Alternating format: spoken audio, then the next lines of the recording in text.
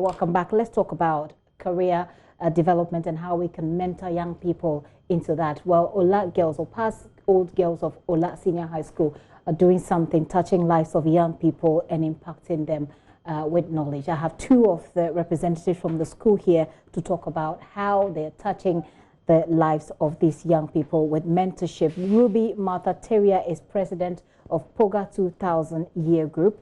Ruby, you're welcome to the show. I also have here Corinne Malo. She's chairperson of the Career Fair. You're welcome as well. Thank you, Gifty. So let me talk about what is the drive here? What is it that's pushing you to touch the lives of these young people in the school with mentorship? Right. What is driving you? You know, we've been out for 20 years now. We've gone through a whole lot of phases. We have a whole lot of our sisters who diverted along the way. Okay. Of course, because when you say diverted, what happened to them? So typical example, like you're pushed into science. I was a science student. Okay. Know? So you're pushed into it, and then of course at that point you don't really know much. So you're like, okay. So you are there, then maybe while in tertiary, then you realize that no, this is not really what I want to do. Okay. So yes, but then it took us 20 years to go through all that. So we had to divert.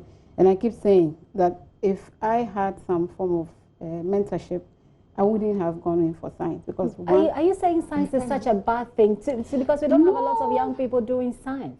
Yes, that's the drift. Now we need people to do coronavirus vaccine for us. You know, science is not a bad thing. Honestly, it's not a bad thing. Okay. But you know, you need to know yourself. Okay. You understand? Imagine I wanted to be a brain surgeon. Okay. But then I can't stand blood. I didn't know then. I got to know, I think, way, 5-10 years later on, that I can't stand blood. I can't even stand the send in a hospital. Okay. You understand? So you should know that's not a place for you. That's not a place for me. Okay. You understand? So if you had someone to guide you to make a career decision back then, you wouldn't have chosen science. No, I wouldn't have chosen science. I would have done something with economics and mathematics. Okay. Yeah. So let me come to you. What is it that you are, how are you going to do this? Yeah. You realize your mistakes. You think you want to touch other girls and let them, so that they don't repeat the mistakes that you made. How are you doing that? Okay, we sent in, we did the statistics. So we sent it to the school, and then we had the final years especially to go through it, and then we have them going through, and then we have the statistics, and we know the kind of subject or what they want to do after school.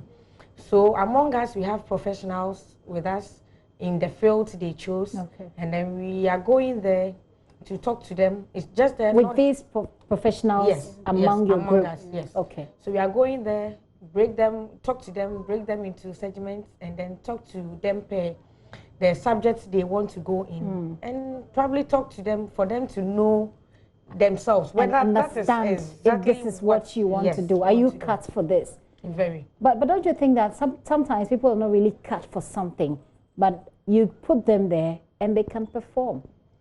That is different after we talk to them. They would know whether they are in for it or not. Okay. Because most of the times, probably Amma is doing science, and then because Amma is your friend, you want to also do science because she is your friend. Okay. But probably you are not into it. Okay. So that is the brain behind it. We want to talk to them because we didn't have it. Okay. So a lot of us did general arts, but now they're in the medical field. Okay. If they had gotten this, they wouldn't have gone there. Okay. I was in business, but I'm still in the business field. Okay. Yes. Lucky you. Lucky. I've always wanted to be a newscaster. So I'm happy that I'm doing what I wanted to do. Yeah. So let's take your final comments. Unfortunately, I've run out of time during coronavirus. So let's take your final thoughts on how it's going to be, and then we wrap it up. Okay, so like you said, we're going to have focus groups where we want to bring reality to them. Know exactly how it is. If you really want, if you want to be a doctor, know what it takes to be a doctor. Okay. If you want to be a marketer, know what it takes. We are not saying one is good, one is bad. No, but be sure. Know what works for you. Know what works for you, and be sure that that's really what you want to do. Okay. Any final words from you? Yeah, we are inviting all POGAs, all past students of Ola to join us. The program is tomorrow in Ho. Okay. So the program tomorrow, that's Thursday. Yes. Okay. Everybody is invited. Thursday at 9 a.m. at Ola Senior High School in Ho. So if you went to Ola, whether you went to Ola or not, she says they're inviting everybody. So make it a point to join them at Ola. Emefa Apau, my colleague, is a proud member. Okay, so they'll be there to be talking to you. Those of you who want to be journalists, they'll be there to talk to you about it. But these beautiful ladies as well will be there to guide you through that career journey. Thank you very much for coming. Too bad we don't have enough time. I would have loved to talk about girls in science, but we can do that another time. Sure. Ruby Martha Teria is president of POGA 2000 Year Group, and Corinne Malo is chairperson of the Career Fair. They joined us here for that conversation. Join them tomorrow at 9 a.m. in Ho.